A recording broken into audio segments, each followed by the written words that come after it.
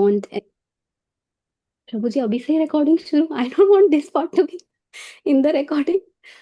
Okay, because I'm not so very good with when it comes to like public anything, I would like to start with like a breathing exercise. It's more for myself than for anyone else.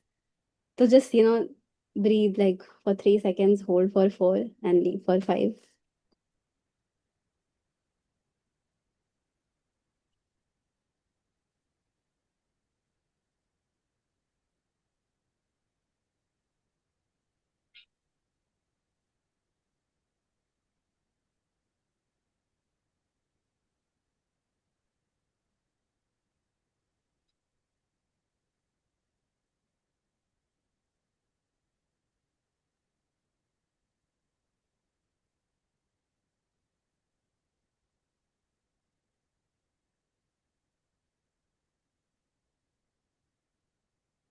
Okay.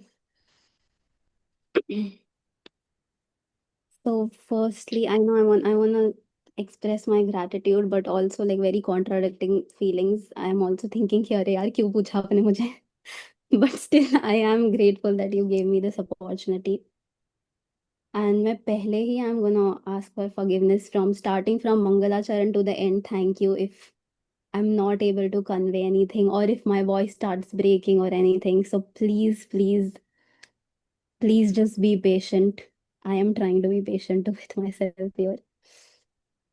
I'll start with prayers.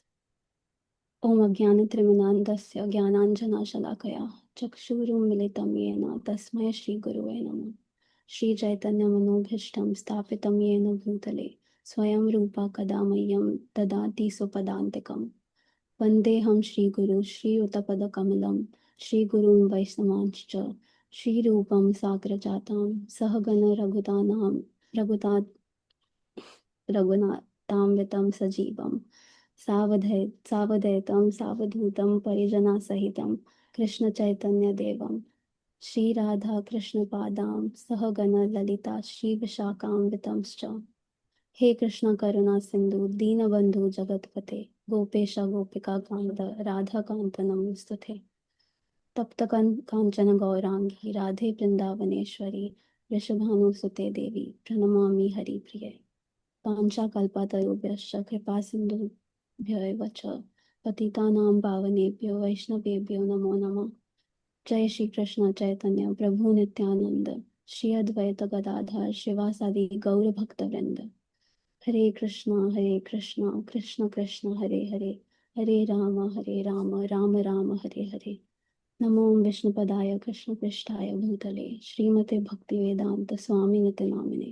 नमस्ते सरस्वती देवे गौरवाणी प्रचारिणे निर्विशेष शून्यवादी पाश्चात देशतारिणे.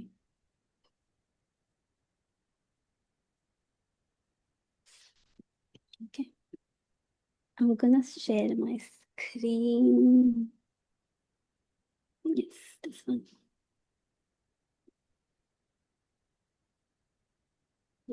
I hope everyone can see it. Okay, thumbs up. Yes, ma, we can see it. You can make it full screen. Oh, possible. Oh, you mean the like I can do the Slideshare. Slideshow, yeah. yeah. Loading. बहुत ही ज्यादा. Okay. Is it full screen now? But wait, Yes. Haji. wait, where is it? No, it is full screen. You may not see the full screen, but we see it. No, I lost where it was. एक minute, I'm gonna start again screen sharing. Just a minute. Sorry for the. Yeah, this is where it is. But now we are seeing your notes. अभी भी दिख रहा है notes? अभी ही दिख रहा है. Like अभी वो आपका presenter view हमको दिख रहा है. Yeah, I'm not so familiar with PowerPoint, but Wait, yeah. let's try again. I don't know. I thought presenters view ही करते हैं. So course. what you Okay. presenter view करके वो, yeah, Krishnan Prabhu, you I want to? think I think you have to go to view and then swap. There's some swap option in there. Go to view. Okay, presenter view.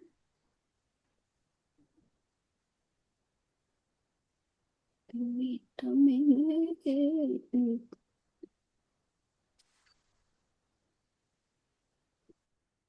हाँ, but इसमें मुझे मेरी notes नहीं दिख रही है. You all can see the Yeah, presentation, yeah. but I cannot see my notes here. So, Maybe. okay, keep हाँ. sharing the screen. Okay. Actually, stop sharing and Okay. share the entire screen because Oh, you're using entire. online PowerPoint, so it may be Oh, different. oh, हाँ, अभी पूरा screen share करो. Like just share the whole desktop. We'll figure oh. this out. Okay, okay, okay, okay. Share the whole desktop, entire screen. Yeah, yeah. Yeah. Okay, Yeah. now what you do is escape, come out of this. Yes. And what do Now start the presenter view in the present drop down. Yeah, the Start presenter the view. presenter view. Yeah.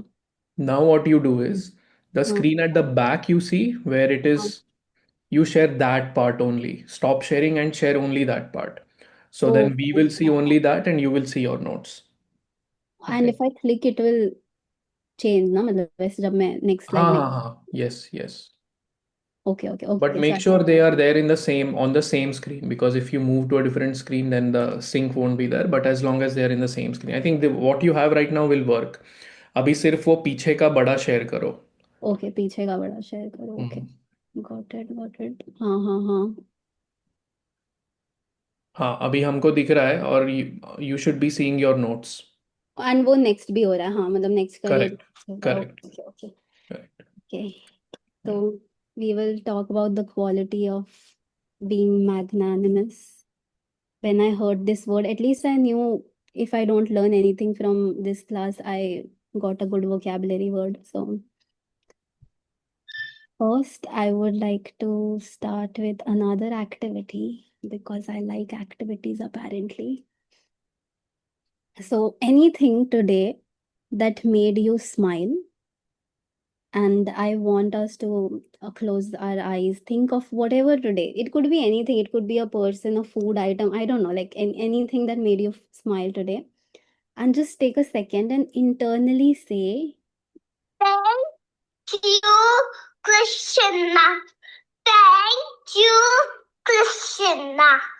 Thank you, Krishna. if not with this devotee's enthusiasm, at least just however we can. And if anyone wants to share anything that they were grateful for today or made them smile, quickly in the chat. I won't be able to read the chat. So yesterday I went to the market and we didn't have pesto since many days. And I got 4 packs of pesto, 4 bottles of pesto. Not one, not two, not three, but four. And then when I presented all of that to Anuradha today, she was very happy. So seeing her happiness, I was also very proud of myself and happy. That made me smile very well. Not the pesto made you smile, but I'm glad it's Mataji's happiness. Okay, I think chat में कुछ आया है, but I couldn't see. So, Someone here is very happy to hear Prithu's voice. oh, yeah, I was too. I just made him literally like do it before class. Okay, so, wait, why is it not moving? अरे, क्या हुआ? हाँ, हुआ. हुआ, yes. So, first we'll try to understand what magnanimous is. I had to Google it too, so it's okay if people don't know. If you know your vocabulary is good. According to you, whatever magnanimous or just like, so like what do you think when you hear the word magnanimous? What do you think it can mean? I want topper students to reply a little later. First, others can reply maybe. If there are any chats, I am sorry, I No, changed. I'll tell you the chats, don't worry. Okay.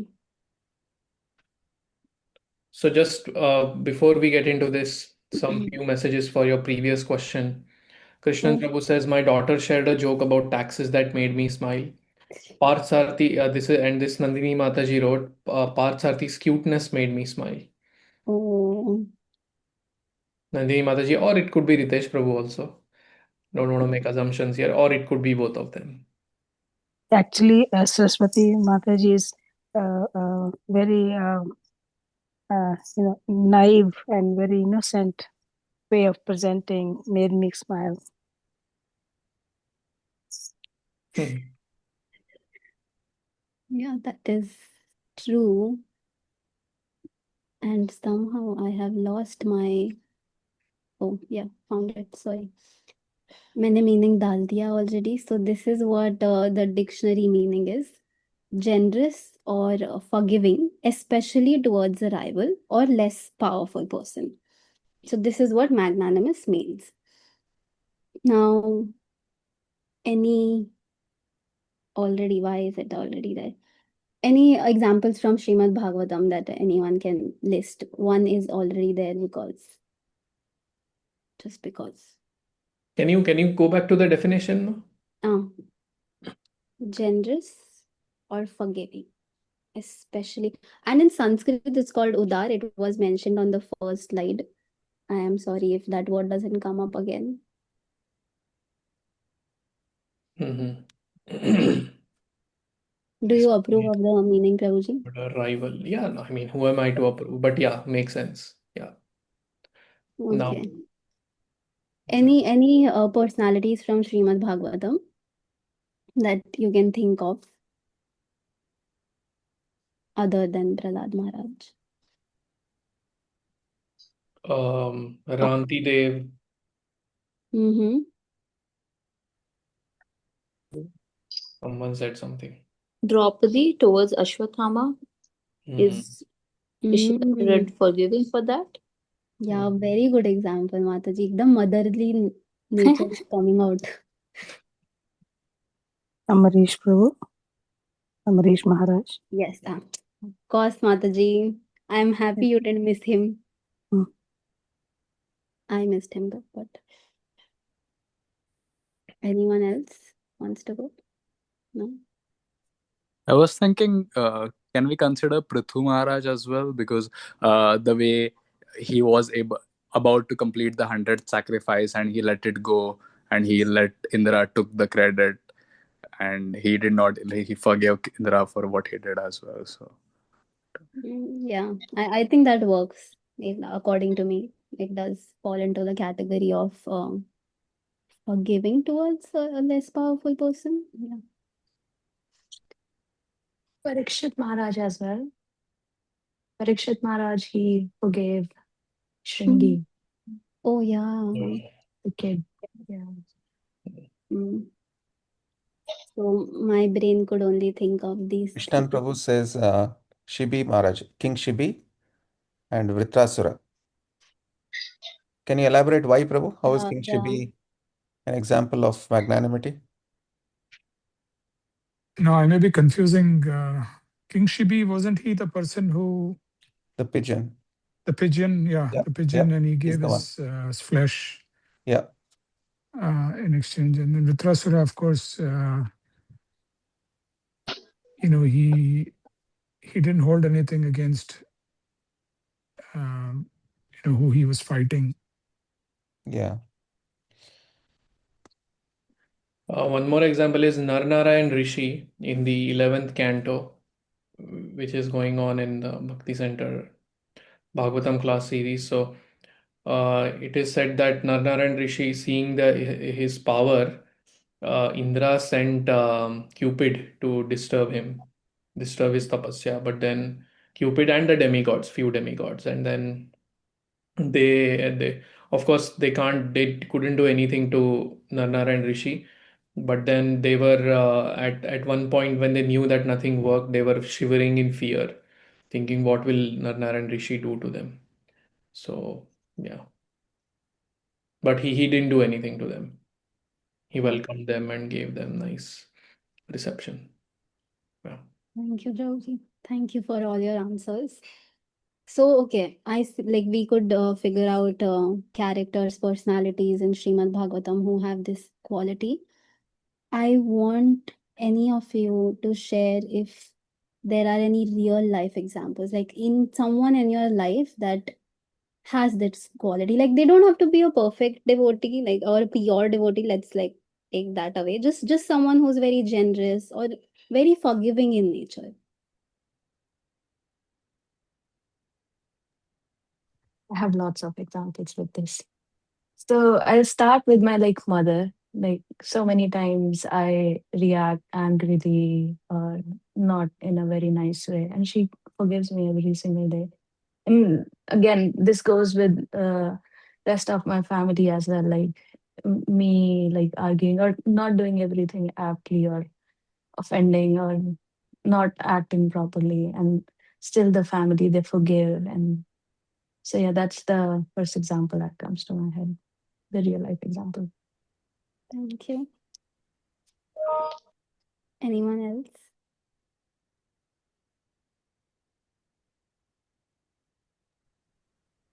Like, so Anuradha is saying I, like Jagannath Gopal. Yeah. Is Anuradha saying I don't know? Okay. She is. Wait, let me unmute her. Okay. Sure. Now say. Yes, yes. I did that. Yeah. Okay, so she says, that's good to know that we don't have to go far away, think about these great personalities. We have one right here. We can take inspiration from you, Prabhuji. So that makes it more believable that we can have the quality of being magnanimous in ourselves if you can also have it. Okay, so let's go to story. Story of Ambrish Maharaj and Durvasa Muni. Anyone who wants to briefly just take a shot at the story?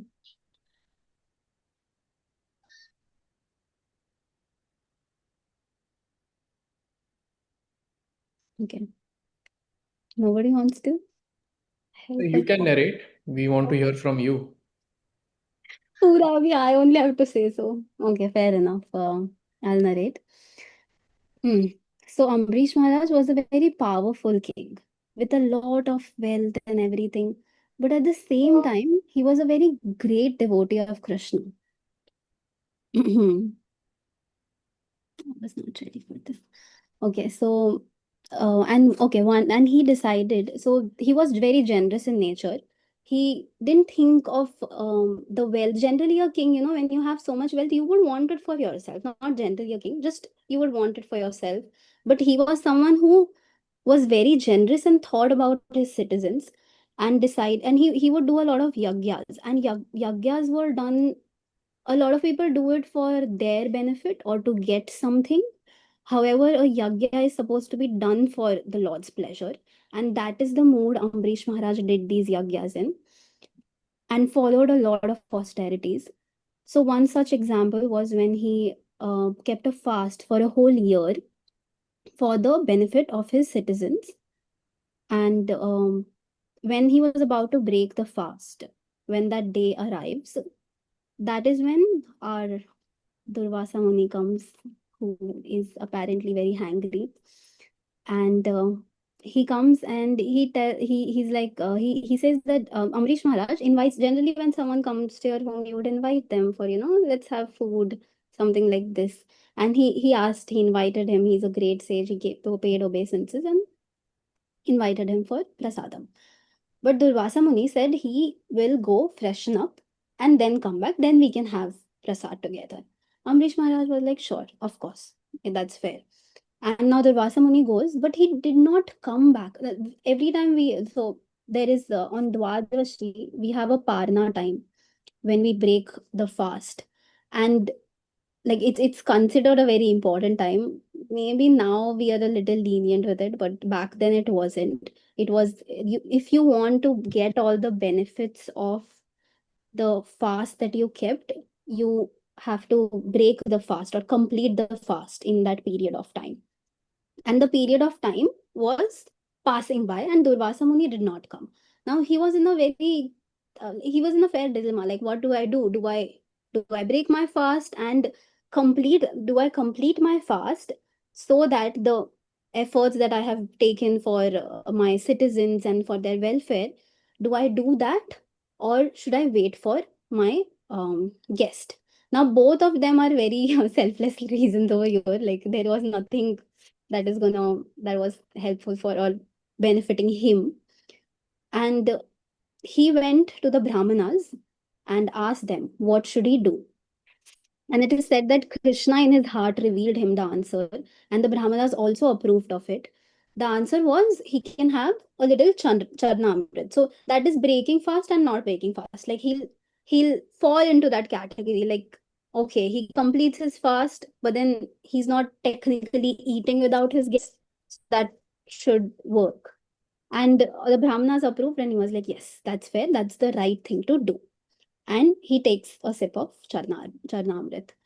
Now Durvasa Muni comes, and he's a mystic yogi. So, with his powers, he understood that this guy has taken the Charnamrit. So now he takes offense, like, oh my God, how dare you drink, and like, how dare you not wait for me? How dare you have Charnamrit, etc., etc. And he gets very, very angry. And in his anger, he like just pulls a bunch of hair. Like, you can imagine how angry you need to be able to like just pull a bunch of hair from his head, and he throws it on the ground, and there is a fire demon that comes, that is about to kill Ambrish Maharaj. And Ambrish Maharaj over there is with his folded hands, not moving an inch. He did not defend himself, say anything. No word. Just there with his folded hands, and the fire demon is about to kill him. And just then, so because pleased by his devotee, Ambrish Maharaj had the Sudarshan Chakra with him. So the chakra came for his to save him. And now the Sudarshan Chakra burnt the fire demon. That's very difficult to understand how can fire burn fire, but it burned the fire demon. And after destroying the demon, it went right after Durvasa Muni. And Durvasa Muni realized that, okay, this chakra is running towards me. So बोलते हैं ऐसे धूम दबा के भागना, just like picked up everything and started running, like just I need to run. And he goes through, I think he goes to Brahmalok first, and he's praying and he's asking, can you please save me, can you please. Now he has a lot of powers. Imagine like just going from earth to Brahmaloka. So definitely a very powerful person. He goes and he prays, and Brahma says that Vishnu is the controller. This is like out of my control. I really can't do anything. And he says, maybe try Shiv Loka. Okay? I can't help. And he goes to Lord Shiva. Now, generally, like, like he's a friend. So maybe like he'll listen, he thought. Lord Shiva replies the same thing. I cannot help you. Like the Vishnu is the independent, and what he does, I cannot like stop. Like who he wants to protect, I cannot hinder with that, and who he wants to destroy, I cannot hinder with that either. So he said, how about you go to him and ask him, because he can control Sudarshan Chakra. Maybe he'll stop it.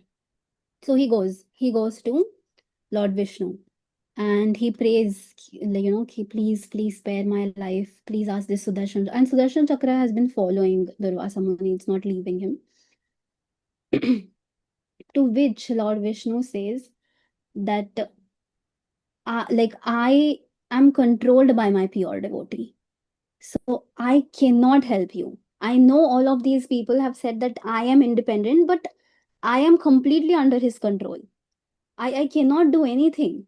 And now Durvasa Muni is like, the owner of Sudarshan Chakra is saying that I cannot do anything. Now who will save me? Is this the end? But Lord Vishnu says there is one person that can save you. Durvasa Muni is happy. Someone can save me. And he says that's Ambrish Maharaj. If he prays for him, and if he asks Sudarshan Chakra to stop, then his life can be spared. Now this sounds crazy. Like imagine you messed up someone, you who tried to hurt someone, and the other person is saying that, oh, to save you, that is the only person who can save you. One, I mean, I personally would be ashamed to go and ask for forgiveness. Like, how किस मुंह से जा रही हूँ मैं? How do I expect this person to save me when I tried to kill him? But of course, when it's about your life, you give it a shot. So Durvasa Muni went. He goes to Amrish Maharaj, and by this time on earth, like when he was running around from Brahmalok, Shivlok, and to Lord Vishnu, all of these, all of for this long on earth, it was about a year. So about another year from the fast breaking day, from that Dwadashi. And guess what? Ambrish Maharaj was standing there with his hands folded, waiting for Durvasa Muni to come back. And he comes back, he falls at his feet. Durvasa Muni falls at his feet, and he's praying and for like asking for forgiveness, really regretting his actions, knowing that, oh, this is really a pure devotee of the Lord, and I tried to harm this devotee. So when this happened, and Ambrish Maharaj is like, why are you falling at my feet? I mean, a person would technically get pleasure when someone does that. Like, oh, you're falling at my feet now. You see what? But Ambrish Maharaj was completely opposite. He's like, you are such a mystic yogi. How are you falling at my feet? I should be the one paying obeisances to you. And he prays to Sudarshan Chakra, genuinely prays. And Sudarshan Chakra backs off, of course, after Ambrish Maharaj prays. And that's not the end of it. Ambrish Maharaj asked Durvasa Muni to come and have prasad now, because you've been running so much. You might be hungry. Please come. And side note for all the foodies here. So Ambrish Maharaj did not eat till then. He was just having sips of water or Chandra Amrit. I'm not sure which one, but just like simply imagine a liquid diet kind of. And he just waited there for another year. And after that, yeah, of course, Ambrish Maharaj also has prasad, and the pastime has ended. This was very difficult for me to like uh, simply put in my head, because he for me it's like a hunger. All my emotions come out when I'm hungry, and he waited for another year. That was like absolutely crazy for according to me. So this is the story of Ambrish Maharaj. A lot of things for us to learn. And so it is said that a devotee is always thinking of Krishna in within the core of his heart. And this is the story that embodies that. So how, like when I say this thing that a devotee thinks of Krishna within the core of his heart, we naturally try to reflect in our own heart, like, oh, do I think of Krishna within the core of my heart? And to understand that, we will decode in the simplest possible way for my brain to understand and convey. So the H in heart stands for hearing the Lord's glories. This was a very sweet picture that Nupur shared, where Maharaj is listening to the lecture, recently shared. So hearing the stories, the glories of the Lord, I would like someone to please read the translation so I get a break. Maharaj Ambaresh. Maharaj Amrish. Okay. Sorry, go ahead. Go ahead.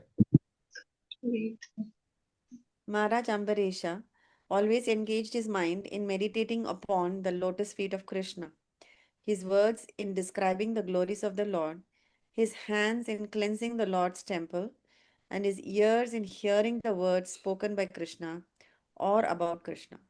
He engaged his eyes in seeing the deity of Krishna, Krishna's temples, and Krishna's places like Mathura and Vrindavana.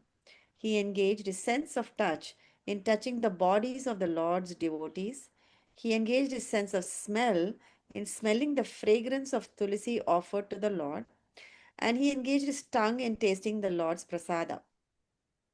He engaged his legs in walking to the holy places and temples of the Lord, his head in bowing down before the Lord, and all his desires in serving the Lord 24 hours a day. Indeed, Maharaj Ambarisha never desired anything for his own sense gratification. He engaged all his senses in devotional service in various engagements relating to the Lord. This is the way to increase attachment for the Lord and be completely free from all material desires. Hare Krishna. Thank you, Mataji. So all the powers, the beauty, and the sweetness of Krishna is in his name. The name of like God is God. So it is the Krishna, the absolute truth, who is all powerful and independent, has manifested himself in the sound of his name. So just listening to the glories, like of course, Ambrish Maharaj has been doing all these activities, but I think trying to, I mean, we can incorporate it, but the one thing we can do, which is very easy to do, is hear and chant his names at least once a day. And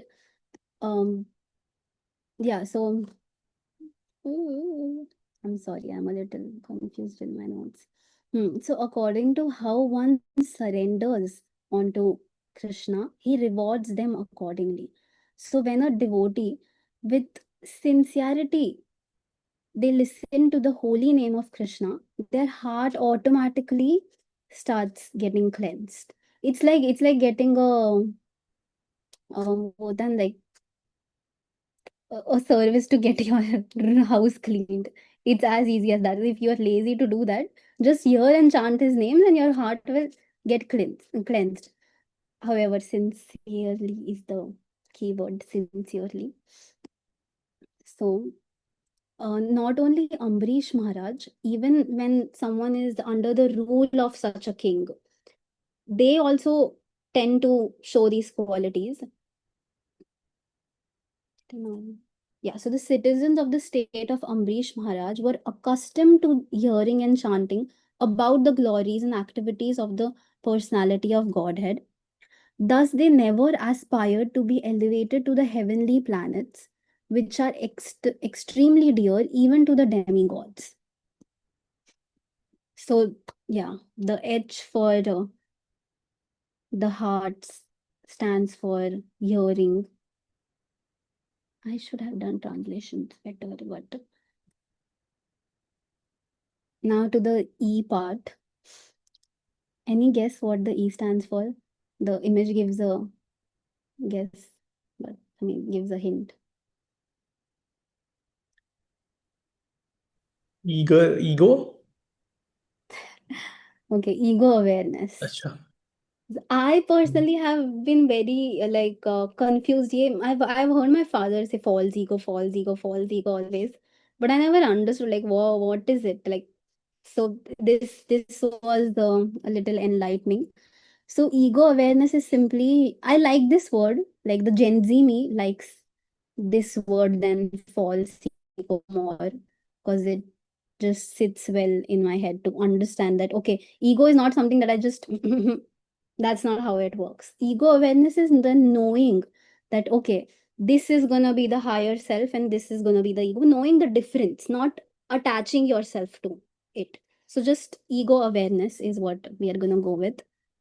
So what is ego awareness? It is simply understanding or being able to make the difference, like differentiate between am I the proprietor or am I the caretaker? We generally this is mine. That's how it goes. So yeah. Ambrish Maharaj, he had a big kingdom, he had wealth, everything. Yet he never thought that all this is mine. He was very detached with all of these things.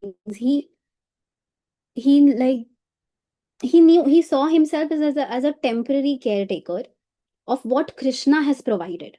And he used all of those things to serve the citizens. So he never thought that he owned all of these things. He just has it, to safeguard like how if you go somewhere, your neighbor might just give you their pet. I mean, like, or to just safeguard. You don't think, oh, you don't say this is my pet. This is just, I'm just taking care of this pet. And then when the owner comes, I give it to them. So for him, when his successor comes, he will hand down the kingdom to him without thinking that, oh, this is mine. I cannot give it to you. It's so when we think of ourselves as the owner, the ego will grow, versus when we think of everything as Krishna's, then generosity is like it's a byproduct of it, because nothing is mine na, like मेरा कुछ नहीं है, ले लो क्या जा रहा है मेरा, like take it, I'll give it happily without thinking that it's mine. So yeah, everything I have is given by Krishna. I am a caretaker, not the owner, and possession is not equal to possessiveness. So I will elaborate on it with a very good example. Really like that example. This verse, if someone wants to, my father very insisted that I read the Sanskrit verse, but I told him my limitations. So, but if someone wants to read the Sanskrit verse, they can go ahead. We'll do the translation. ईशावास्यमिदं सर्वं यत्किञ्च जगत्यां जगत् तेन त्यक्तेन भुञ्जीथा मा गृधः कस्य स्विद्धनम्. Do we do the synonyms also? You can do it, Prabhuji. Why not? Isha by the Lord, Avasyam controlled, Idam this, Sarvam all, Yatkincha whatever, Jagatyam within the universe, Jagat all that is animate or inanimate, Tena by him, Tyaktena set apart quota, Bhunji tha you should accept, Ma do not, Gridaha endeavor to gain, Kasyasvit of anyone else, Dhanam the wealth. Translation: everything animate or inanimate that is within the universe is controlled and owned by the Lord. One should therefore accept only those things necessary for himself, which are set aside as his quota, and one should not accept other things, knowing well to whom they belong. Thank you, Prabhuji.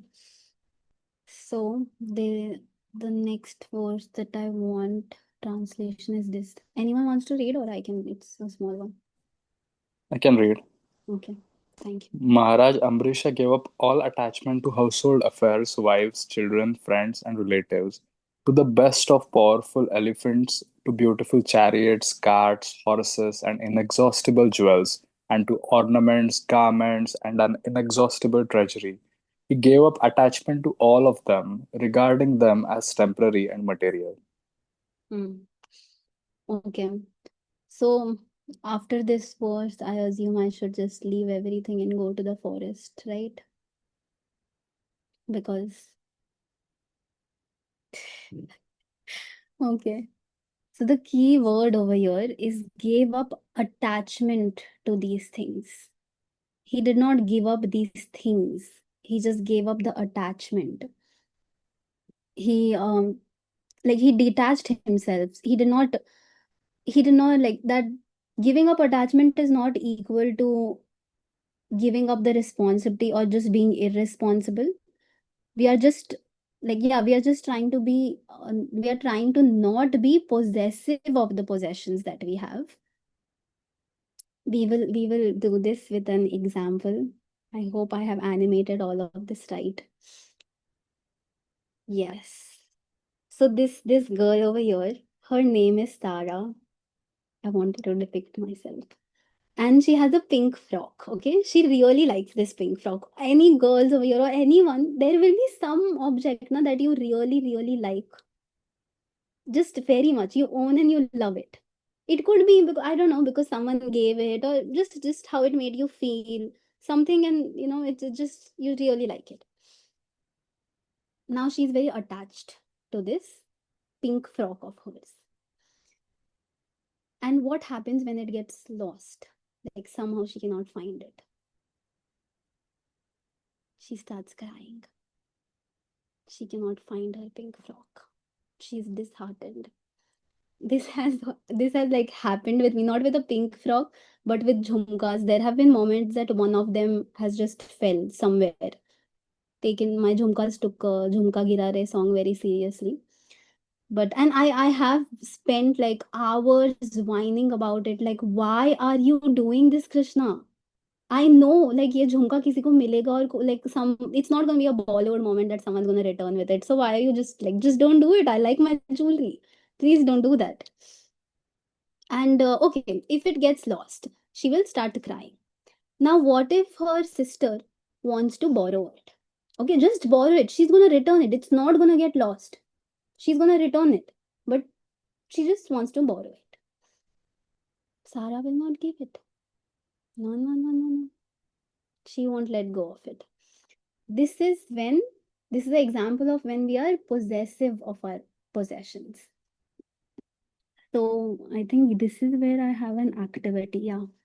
Okay. I hope I do this activity right. If not, it's just gonna be a big fail, but bear with me. Now I want all of us to think for 10-15 seconds. We can think of something that we feel very connected to. Think. Ideally, don't let's not get people over here. It's a little sensitive topic. So just let's just get something you might be connected to for some reason or the other. People can just give me a thumbs up. I'll take 10-15 seconds and then we can go ahead. It could be anything you own. Okay.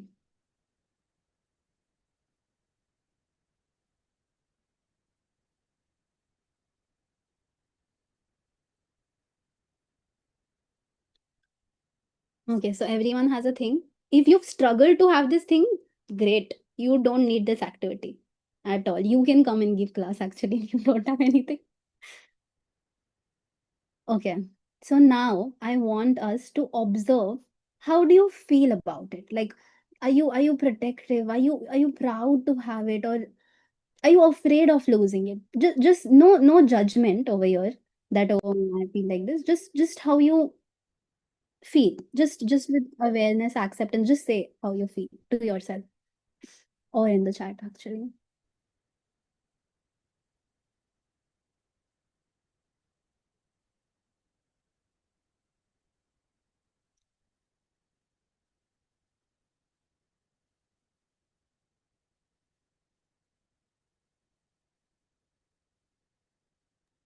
We're supposed to say a feeling. Yeah, a feeling. How do you feel about it? About that thing, about owning that thing. About owning. Yeah.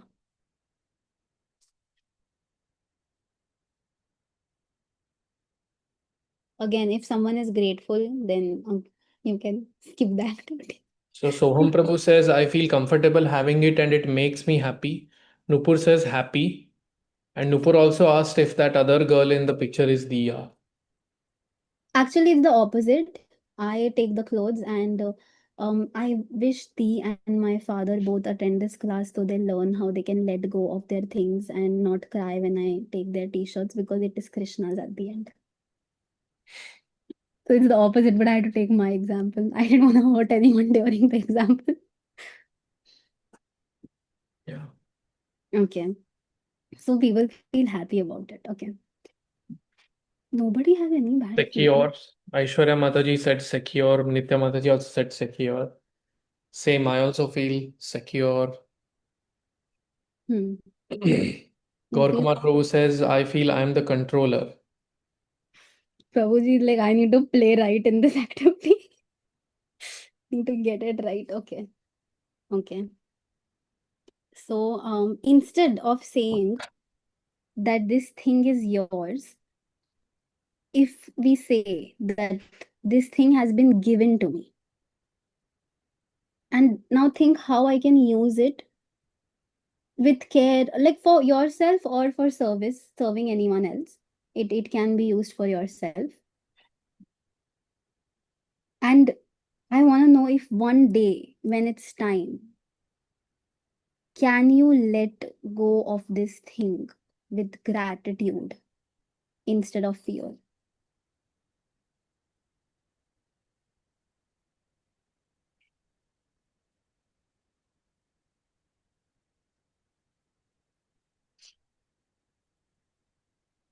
मुश्किल है माँ, बहुत मुश्किल है, मुश्किल है प्रभु जी.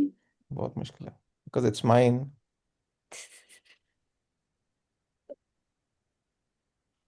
Yeah, only if I have another of it on the other hand. That is a good one. I need a blue dress. Then I can give up the pink one. Okay. I see. Yeah, something similar. If I'm going to get something better after that, then I can give it up. Hmm. Or This maybe example. I can share, but I need to know when I'm gonna get it back. Okay. I think that would be Sundari Sati Mataji with her books, but she wouldn't share it. But okay, when you'll get it back.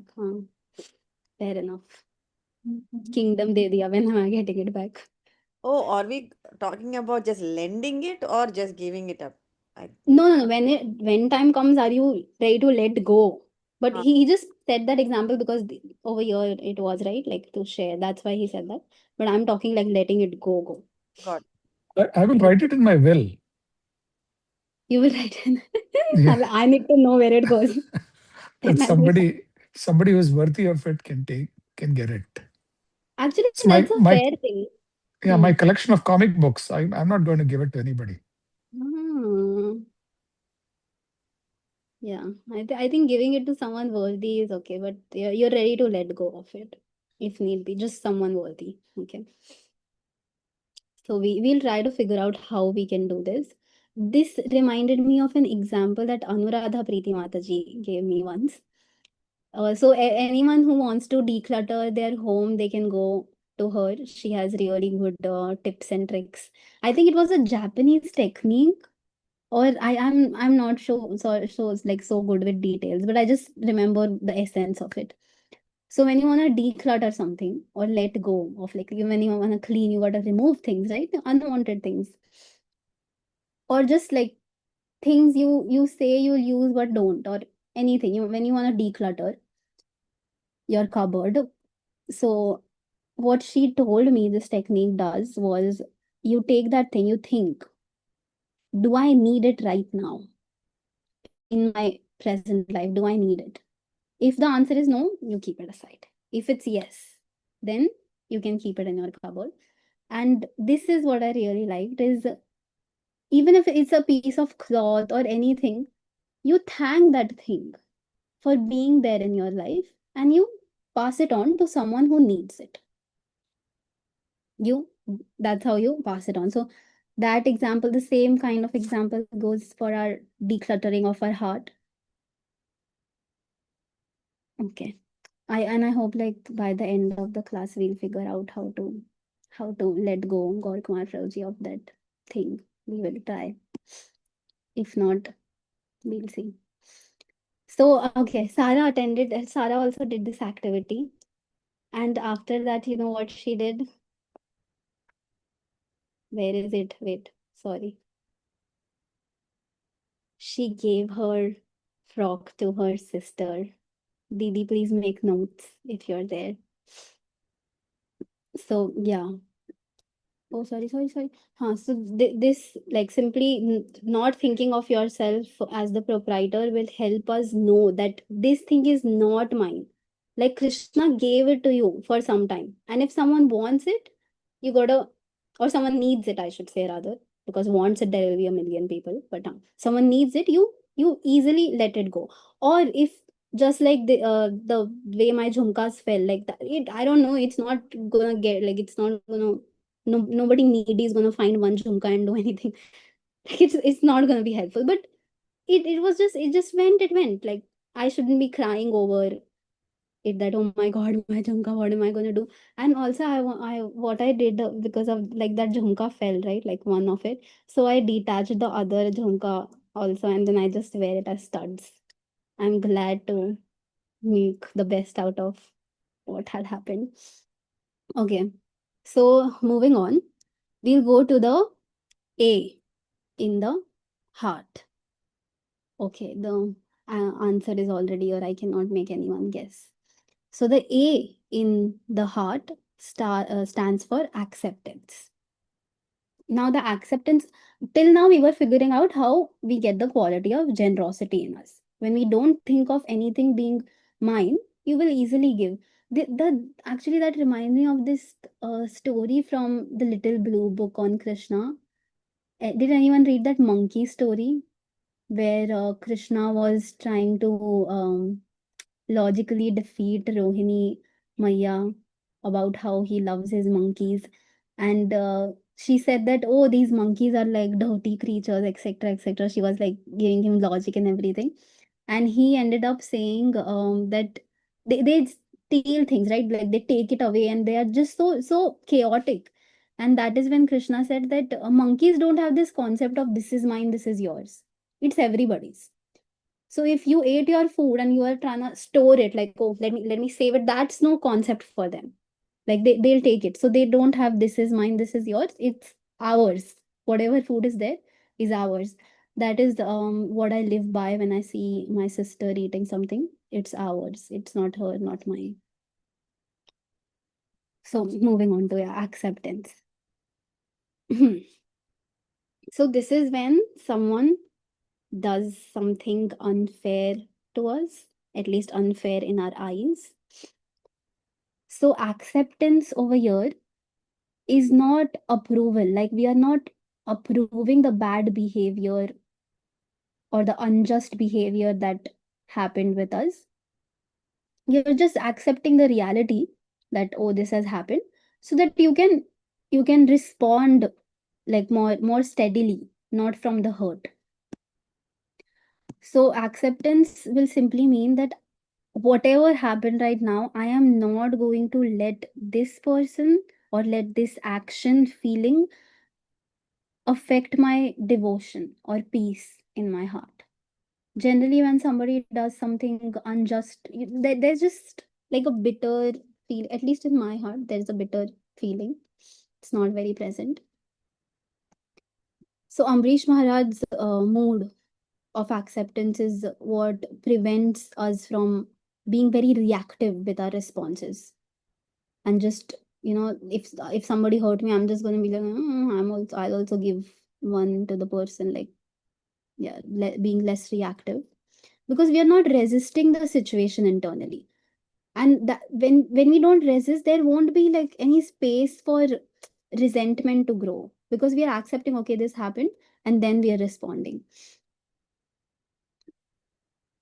Okay, I really like this because I don't know what acceptance is. And then I found this on Instagram.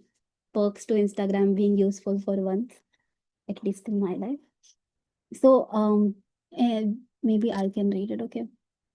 What is acceptance? How this defines? It's from some psychology website. I am anxious. What's wrong with me? Why am I feeling anxious? It ruins my entire day. Every day is like this. Why do I get overwhelmed so easily? All I want to is stop overthinking and just free my mind. Will this ever change? This is a loophole like most of us go through. If not, then perks you have already accepted. Versus what acceptance looks like is, I am anxious. Yes, I am anxious. I know this feeling. It will pass. What do I need right now to feel better? You are okay with, like, you're not letting it, like, you're not just being like, "Oh, I'm not anxious," not just letting it go. You're seeing, you're like, okay, I see I'm anxious. Okay, what can I do to not be anxious right now and not be in that loophole? That is acceptance. Even when somebody does something like to us, we will, first is our thoughts. We will start being like, oh my god, this is what this person does. Last time also she did this, now also she's doing this. She doesn't love me, she doesn't care, she just want think of, like, this is the loophole we'll go in. Instead, if we can actually accept how we are feeling, we never go to our feeling like, how am I feeling? Nobody thinks that. You'll just, or you'll go and then you'll just be like, in a loophole. So acceptance is oh, acceptance is not, sorry.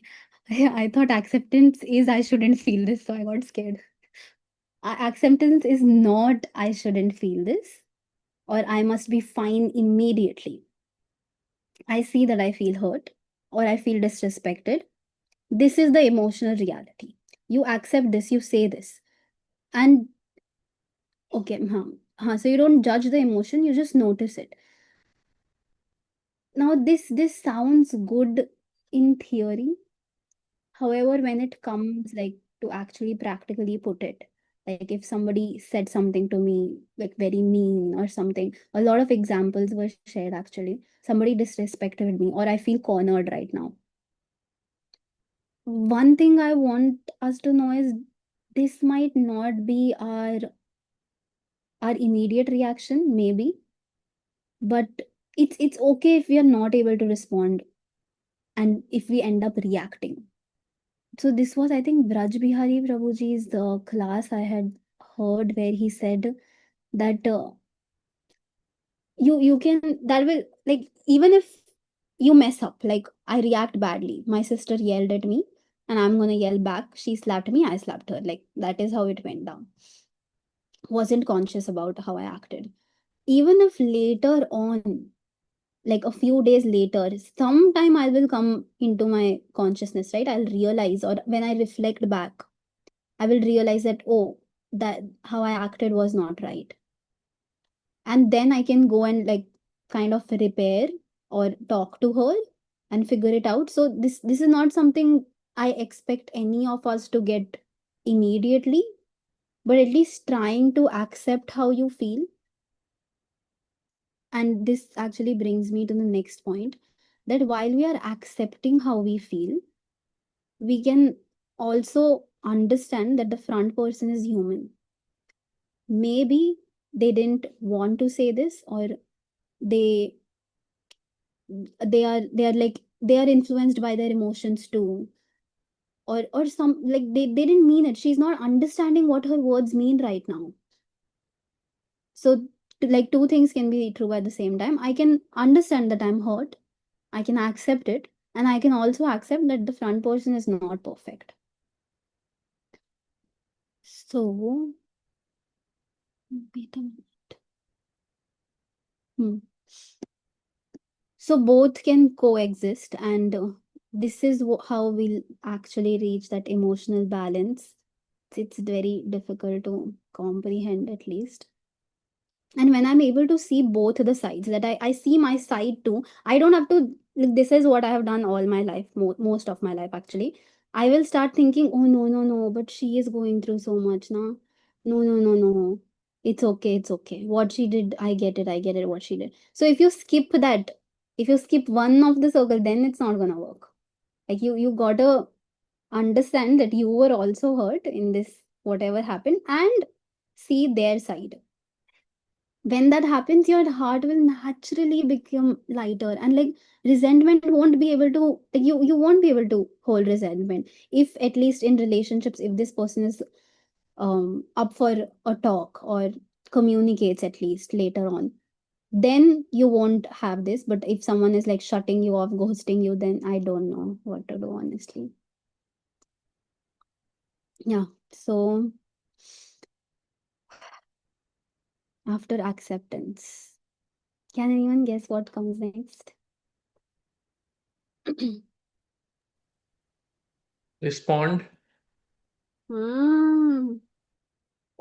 Very nice, Roji.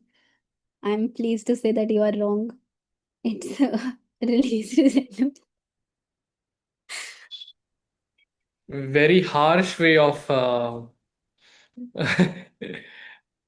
of Okay. making fun. I didn't make fun. But sure. Okay, release resentment. Hmm. So this is it's not a quote. I just heard this sometime from Maharaj, and I have this wall where I like write down any quotes that touched my heart or anything. I have two from GKP also, by the way. It's just random conversation quotes. But this one is not GKP's, it's Maharaj's, where he says that Krishna resides in my heart. And I want to make it a beautiful and comfortable place for him to live in. Now, imagine if I put you in a room and I'm just gonna keep shoving these random, pokey, stinking, ugly things in the room. Okay? Just shoving these things. And you gotta live there now. And I'm continuously shoving it. How would you feel? What do you want to do? Like, what is your immediate reaction? What do you want to do if I keep you in such a room? Throw everything out. That's a good one. That's a very good one. Leave the room. Yeah, leave the room. Yeah, exit the room. That's true. Okay. JDB doesn't want to do anything. He's like, you send me prasad from down the door and I'll be fine. Leave me anywhere. So, Please, anything I'll consume. very generous, Prabhuji, very generous. Yeah, throw everything out. That is kind of when, we burst. When emotions are getting too much and you just burst everything out.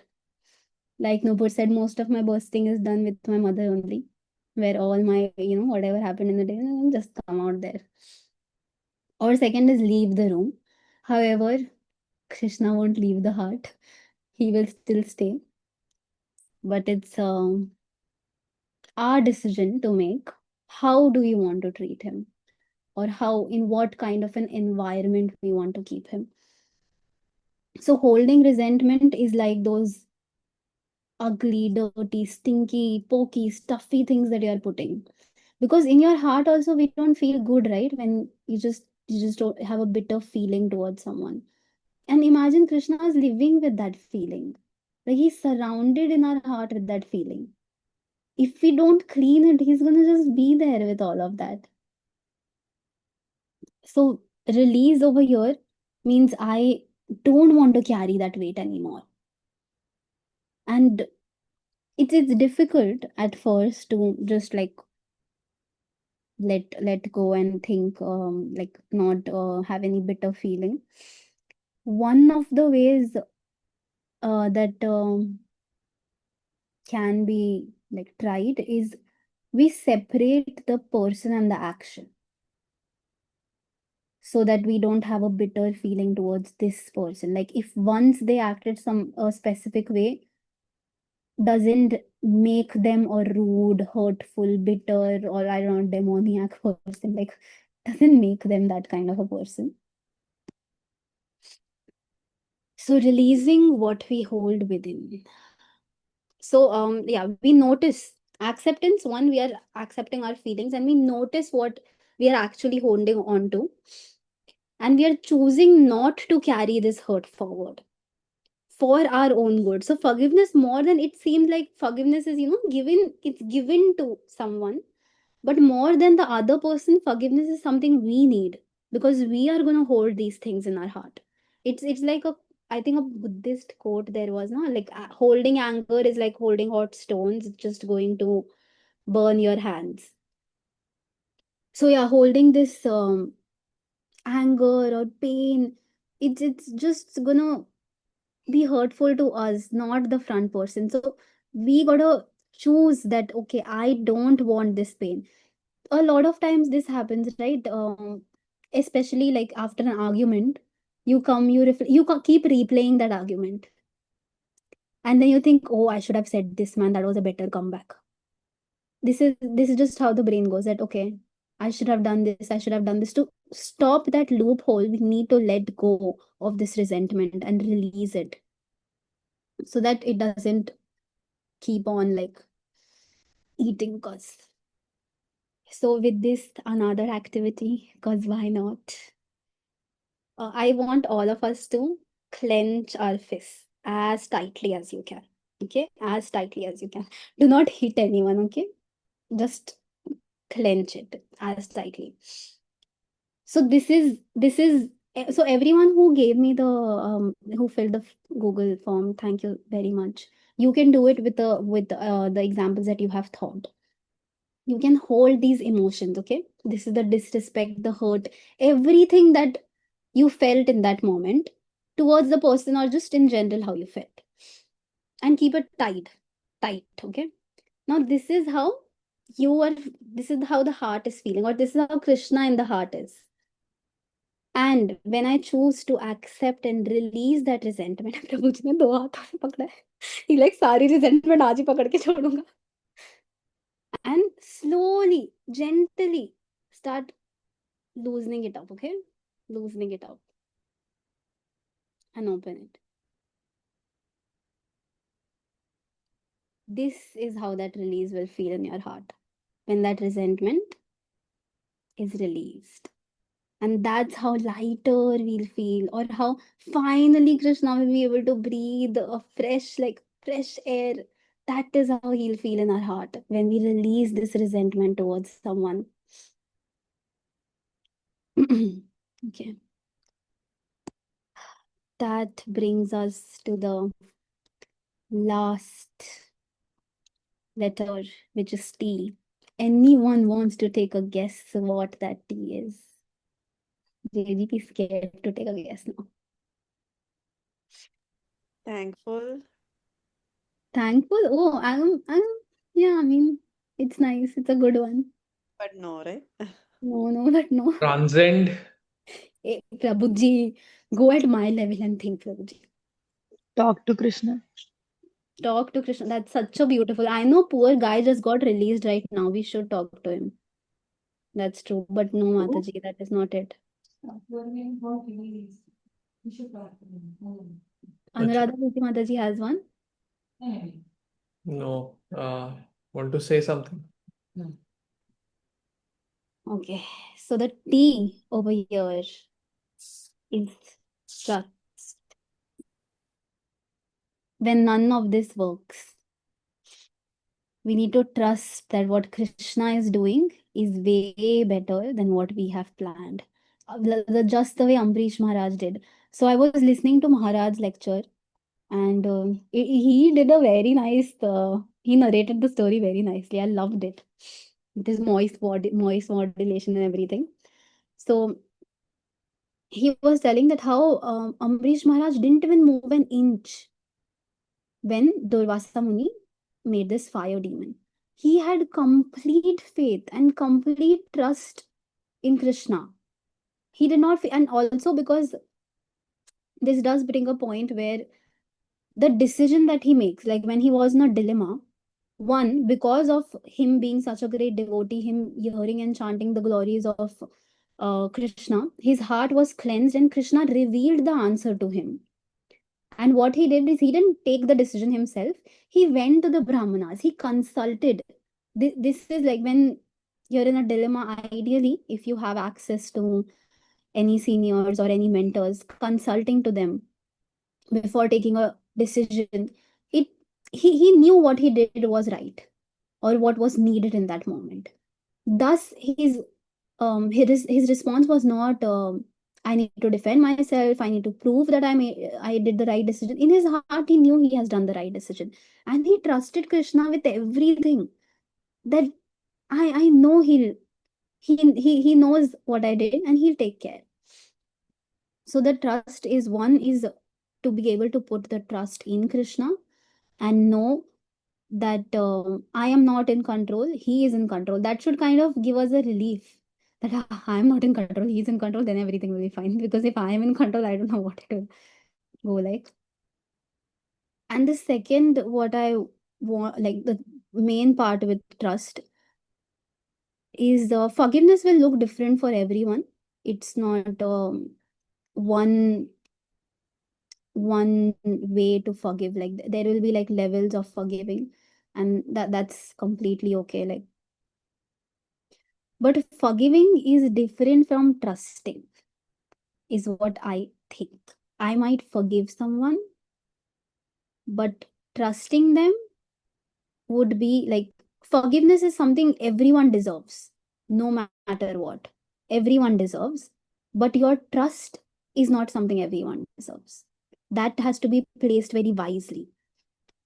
It's like, this is something I'm also trying to learn. I can have an open and generous heart and still have wise boundaries. It's a very difficult line to maintain.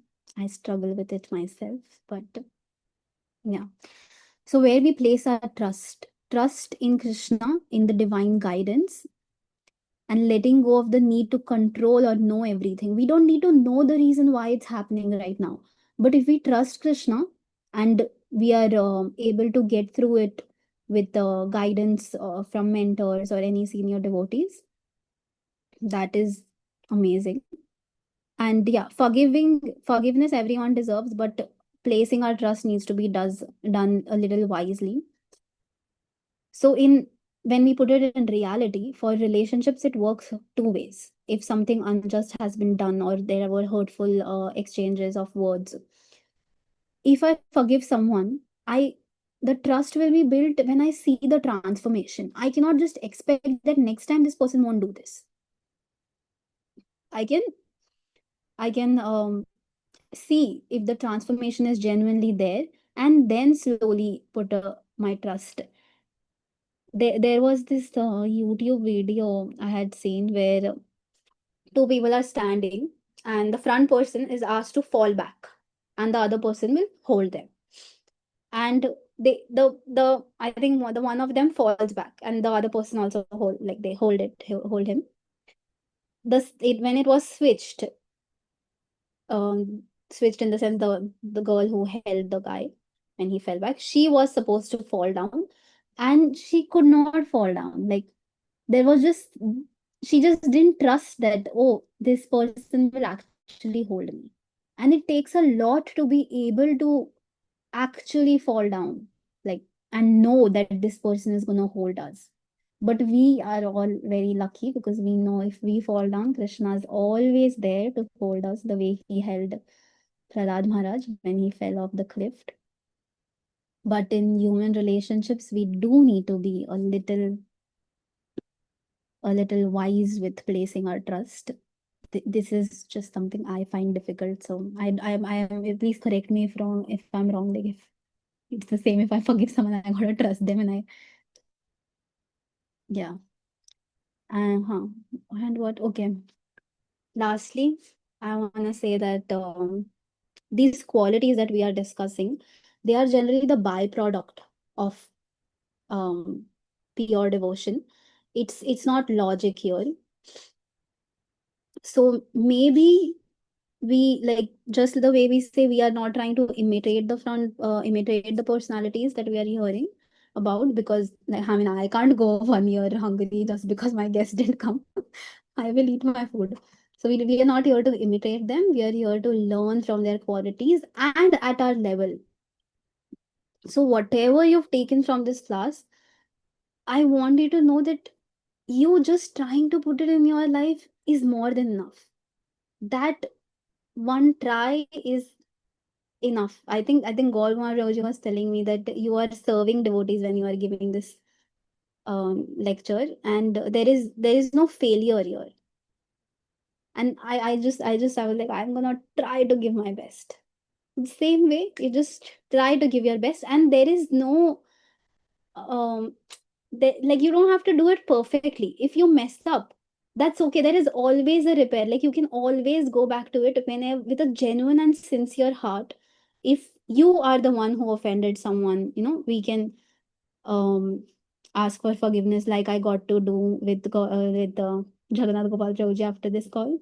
Gotta ask for forgiveness genuinely for making fun of him every day.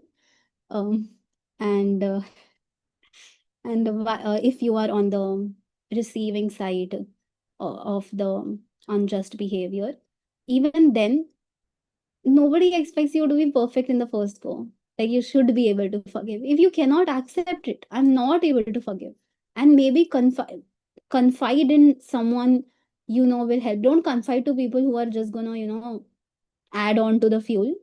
Of course, that's just going to make Krishna have more dirty things in his room. To seniors, or even if reflecting helps you, like reflecting and journaling about it and seeing your actions, and then even then you can go back to it. So there is no just right way to go about it. And yeah, so lastly, if my heart is Krishna's home, then generosity is how I share that home, and forgiveness is how I will keep it clean. This is the last quote that I have. That is it, guys. I couldn't get through more 15 minutes. I want to say if you have any questions, I will answer it, but I'll be lying if I say I will answer it. GKPN GKPN Jagannath Gopal Rauji will try to answer it, and then I will So give you. this, where did you get this quote, Ma? It's just what like it's what I thought from the Maharaj ka jo quote tha, like Krishna Hmm. resides in your heart. So just thought about it. It's nobody gave it. Huh? Oh, by the way, this is it's okay if you don't take this one seriously. No, no, no. It's a very nice quote. That's why I asked. Uh, yeah. Any questions? Yeah. I mean, just a thought on this quote itself, because you know how we say heart clean, nah? We often talk about purity, that we should have a pure heart and whatnot, right? And then pure heart, we usually think in terms of having no other desires than to love Krishna, than to serve Krishna. But this is a very nice, different way of looking at it. It's not, of course, those things are there, but I guess the thing that makes a heart really tender, I mean, it's a symptom of a tender heart is forgiveness. Because yeah, if there is no forgiveness, then that would indicate hard-heartedness in some way. And of course, it's not a negative thing I'm saying, because that also needs to be addressed. But then forgiveness definitely means a very tender heart. So thank you for sharing this quote. It's really nice. So one thing I wanna say is these emotions now, if they are there in our heart, they can like it's like you can rent a room, okay, or rent a space in the heart. We just gotta make sure that they don't end up owning the house. Like it's something like that. Also, thank you, Prabhuji, for your sweet words. Any I just have questions? one Yeah, Prabhuji. question and a comment. So, Saraswati, first of all, amazing class. This is your That's first the class, and question. nobody can even say that this is your first class. So nicely prepared. You gave your heart and soul into preparing. So many classes you heard. Very nice slides. You kept us all completely focused with attention. So thank you. I really liked you and uh, your sister fighting and all those pictures. Very, very touching. The question I have is, so you gave that example of falling back and Krishna holding us, right? Ah, Um, do we have that kind of, and you gave the example of Prahlad Maharaj having that faith and Prahlad Maharaj falling and mm, then Krishna holding him, right? Do we have that kind of faith? Now, can you, even standing on the floor, can you fall back and think that, okay, Krishna is going to hold me? Just a mm, simple, realistic example. I'm going to fall back, and is Krishna going to hold me? So, how do we understand that, and how do we practically implement that? yeah, that's a very good question. I don't want people at the end of the cliffs falling back and be like, Saraswati to boli thi. We don't even have to go to cliff. Just stand where you are at home and just fall back Mm, and just say, okay, I have faith that Krishna will hold me. mm. So, how do we understand that? In theory, it Okay, sounds very nice. Yes, I'm falling down, but I have faith that Krishna will hold me. But do we really have that faith? Very nice question Prabhu ji. अब मेरे जवाब ने ही question पूछ लिया है. तो पहले I would ask if anyone else wants to answer the question or can answer the question. You can try, Ma. You can try. Just make an ये attempt. क्या बात होती है, बच्चे की मदद कर दो यार कोई. Okay. Hmm. Hmm. Lekha Mataji is saying something. ओ, In, क्या in बोल my रहे हो? in my opinion, she's typing, I guess. अच्छा. So मुझे Sorry, Prabhu.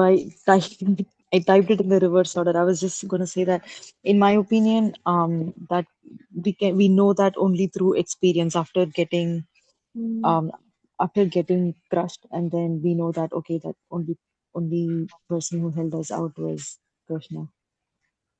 हम्म.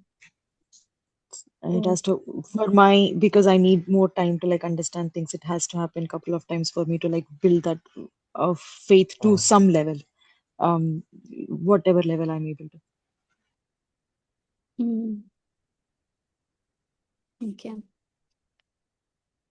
तो हाँ, जैसे माता जी, the way she said, even trust in relationships, it forms over time through knowing the person, understanding the person. ऐसे I cannot see a stranger. I'm like, yeah, this person I will trust and I can fall down, and then this person will hold. I think the same way we need to first be able to have that relationship, know him, then that trust will be built up. Like if I just ask anyone, like anyone, any random person to be like, oh yeah, this is Krishna. Now do you trust him? Can you fall? I don't think उन्हें हो पाएगा, like they'll be able to. But once you build that trust, maybe, and rather than directly, I think it's more like of letting go of control. And letting go of control is how I think of it as.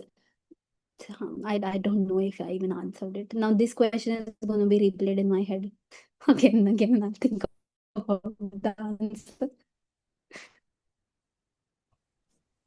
Can we, Yeah. can we, Anyone wants to? yeah, can we take it in this way that trust Krishna, that he'll hold us? Can we trust the wisdom and the consciousness that Krishna has given to us? That, if we fall, that we don't fall, right? And trust the consciousness that we have, right? Not physically Krishna is going to come and hold you. That he did it for Prahlad Maharaj, yes. But in the Kali Yuga, it's probably not going to happen, right? And we are not that pure devotees that we deserve that. So it's the wisdom that we have, that Krishna has given us. By using that, we can trust or not trust, right? I don't know if that makes sense or not. And also मुझे लगता है if somebody puts that faith in and actually does it now, मुझे तो ऐसा लगता है कृष्णा आ लेंगे if they are genuinely putting that faith in. I think reaching that stage only is difficult.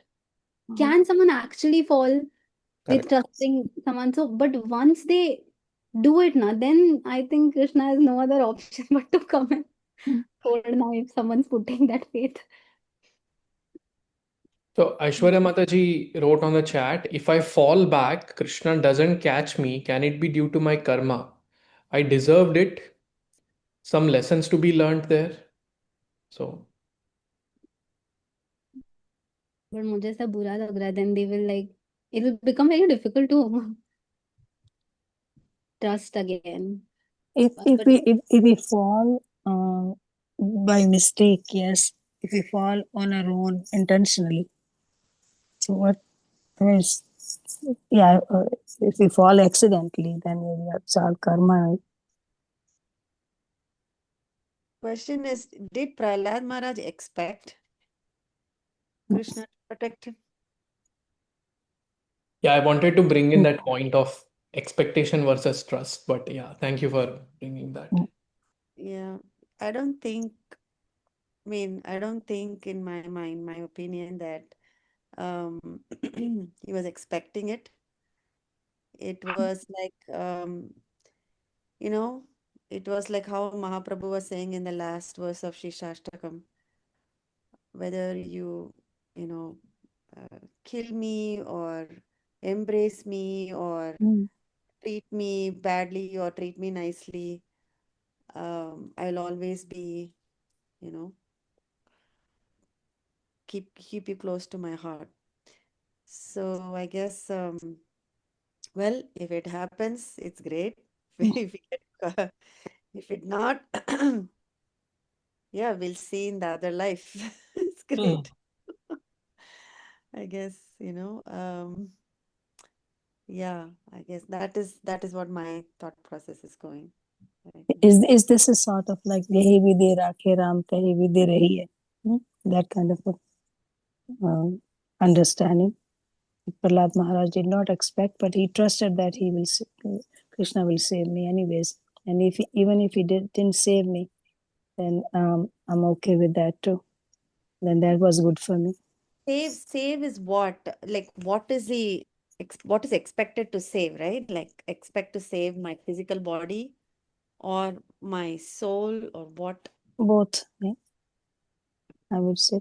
Meaning the way he was being treated by his father, Nakshapu, it was physical and emotional both.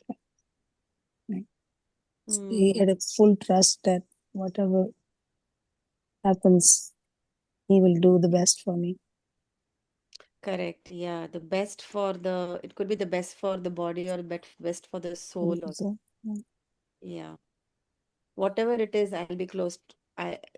Krishna will not leave me. Or, right. um, Krishna will always be with me. Like me, meaning it could be the body me or it could be the soul me. Even in that best for me, there is like, I mean, from just again, I'm thinking of Prahlad Maharaj. I don't know if there was a consciousness that Krishna will do the best for me. It was more like whatever Krishna does, I will love him regardless. That's it. Whether that is best for me, whether that is not best for me, whether that is worst for me, doesn't matter because Krishna is lovable. He's supremely lovable, and I will love him regardless. That is also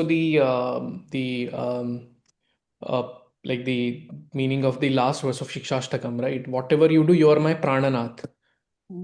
Like that. I think that was Prahlad Maharaj's thing. And yeah. And in terms of that question that Gaur Kumar Prabhu you brought out, that's an interesting question. There actually, I think it's more in terms of um, it trying to test Krishna or expect Krishna to, come and prove himself like, oh, Krishna, I'm gonna fall. Let's see if you protect me, kind of a thing. I don't know if I'm understanding that. Yeah. Good point, Prabhu. Thank you. Yeah. Should Uh, never, but yeah. no, please go ahead. But if you really love Krishna, why can't you test Krishna like that? Like Bilva Mangal Thakur and all these people actually tested Krishna, and Krishna came. Mm. If you really love Krishna, so the question I think comes down to how much do we actually love Krishna? How much do we really connect to Krishna on a daily basis, on a moment by moment basis? And if we really connect to Krishna, it's not that Krishna will not come. Krishna will come. We must have that faith. How much faith do we have? So all these things, like even Nitya was quoting the last verse of the Shikshashtakam. If Krishna were to be a real person now, and if he comes to kill you, would you still love Krishna? Actually, if our spouses slap us or hit us or anything, even then it's hard to love them. Then if Krishna comes and hits us, will we still love him? I mean, these are questions that But uh, Krishna does come and hit us every now and then in our actual life. no, But but really, just try to imagine a person coming and hitting you. You can say that, oh, that's because of karma, and then we thought of Krishna and all that.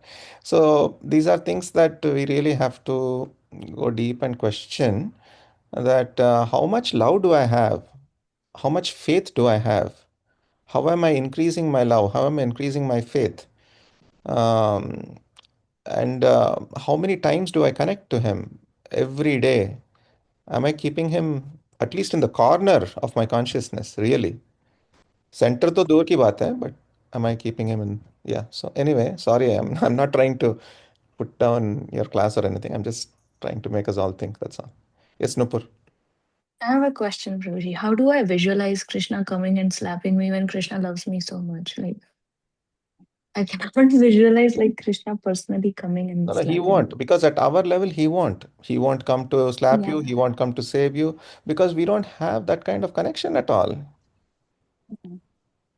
So if I develop that connection, Yes, will Krishna come and slap? of I'm course. sorry, I'm stuck on that. Yeah. Trying to connect, like But I get the gist. The gist is to like see where our uh, trust is, like the level of our trust. Right, right. If we develop that kind of connection, we will not be able to function in this material world at all. We'll be completely mad in love for Krishna, completely mad, like how Chaitanya Mahaprabhu was, completely mad. So we will not be able to function like how we are functioning, you know. So that is the love that we are talking about. That is the real affection that we are talking about. We cannot even experience, we can't even imagine that, you know, like it's so it's way, way beyond our understanding. I mean, at least my understanding. But slowly, all that we can hope for. So does that mean that's so far off that we cannot even get it? No, it is actually very close also. But we have to take that next step towards Krishna. We have to keep taking that step towards Krishna. That's very, very important. That's why Sachinandan Maharaj always says that even at his level, even though he's such a sannyasi for so many years, he still always looks for a sign to take the next step towards Krishna. He's always looking for it. It could come from somebody through some lecture. What is my next step towards Krishna? That's all that we have to care about. What is my next step towards Krishna? And if you really have that desire, then Krishna sends that instruction very clearly that this is your next step towards me. Maybe there should be class on this topic, Guru, what steps to take, what the next Yes, steps to take, yes, right? yes, Mataji. Yeah, Maybe very useful. yes. Thank you. Hare Krishna. Yeah, Dayanidhi Krishna Prabhu, please.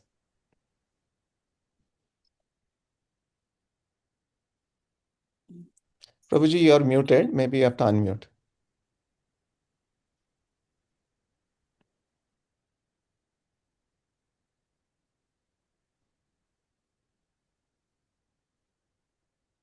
Still muted, Prabhuji. Oh, where did he? Okay, he's there. Let me see if I. Now? Yeah. Yes, we can hear you now. Yeah. Sorry, I can continue this discussion, but it's like once time Giriraj Maharaj was giving a lecture, and one of the person asked him the question when he was traveling, one of the prostitute was sent by Mr. Nair to defame him. She came and sat in the car, and Prabhuji means Maharaj was there with her. So no one was going to know. So the person asked him, he Maharaj, that time you have taken a good decision, like नहीं क्या, not to fall. So what shloka came to your mind, or what was you thought?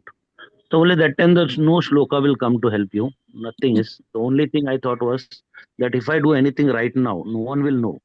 But I am serving my Guru Maharaj, and if something will defame my Guru Maharaj, I will not do that. So that is what the faith has to be there. Like we will not believe that Krishna will like come to save us or when we fall. But by serving the Guru Maharaj, also we can have that faith. So that was the like Giram has answered it openly. It was like a Zoom session. It was like entire Maharashtra was on that, and the person has asked this question. So everyone is eager, like how it comes to our mind, like when we are falling or when we are doing something, how it will, like what will help me? Some shloka will help me, or like if I done my sadhana very well, what will help me? So that time he told that your presence of mind, like you are, like we think that we are the servant of the Lord, like so that time he thought that I am serving Prabhupada, and if I do anything wrong, it will defame the Guru Maharaj. So that was the only thought that made him this decision. So I think that we are not able to realize that Krishna will come to help us when we fall. But by serving our Guru Maharaj, or we think of some pure devotee, that will help us. So I think it's not the answer for that, but this thing also help us when we take some faith, like we say. I hope I just try to input myself. Hare Krishna. Hare Krishna Prabhuji. Thank you so much, Prabhu. Yes, very, very nicely said.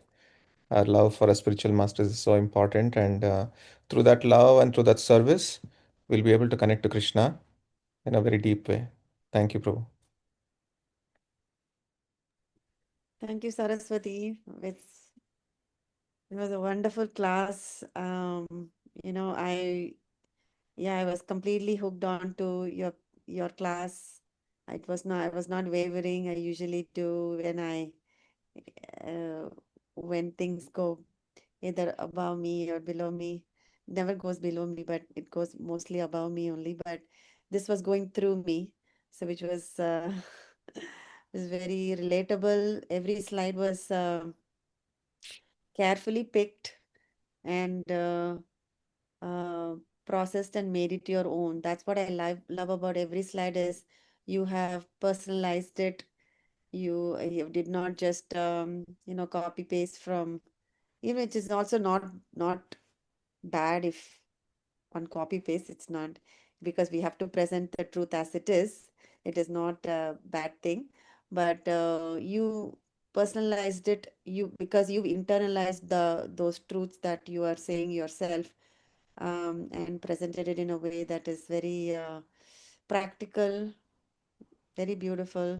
And like others are saying, I could not even feel that it is your first class.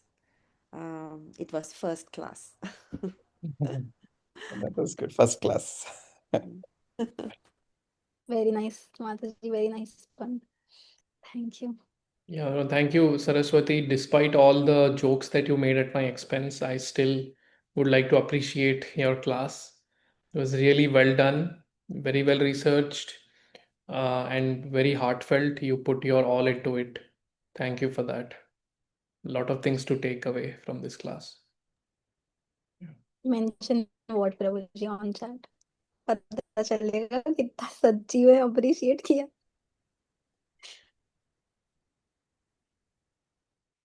Okay. Okay. So yes, thank you, dear devotees. Yeah, a lot of appreciations flowing in from devotees on the chat. But yeah, everyone echoes the same thing, that it was amazing. So thank you very much, dear devotees, for joining today. Let's meet next Tuesday again. Gaur Kumar Prabhu is going to speak on the quality of cleanliness. And yeah, we have more speakers lined up after him as well. So it's an exciting series which will go on until August. So with that, let's wrap up. Vanchakalpatarubhyascha kripa sindhubheva cha patyanam pavanebhyo Vaishnavebhyo namo namaha Anantakoti Vaishnav Vrinda ki jai Yeah. Srila Prabhupada ki jai. Nitya wanted to say something. Unmuted. I just wanted to say that we put this next topic in between when Gautama Prabhu said that what is the next step toward Krishna? Maybe Mm-hmm. put him as a speaker. You mean before the cleanliness thing? No, no. As a, we always have a filler after the Oh, series. filler. Yeah, yeah, sure. I can do that. Yeah. He has time to prepare also. Yes. Very nice idea. Yeah. I have a request if we can also do a class on attentive chanting. Um, uh, I mean, maybe after this series. Sure, Mataji. Yeah.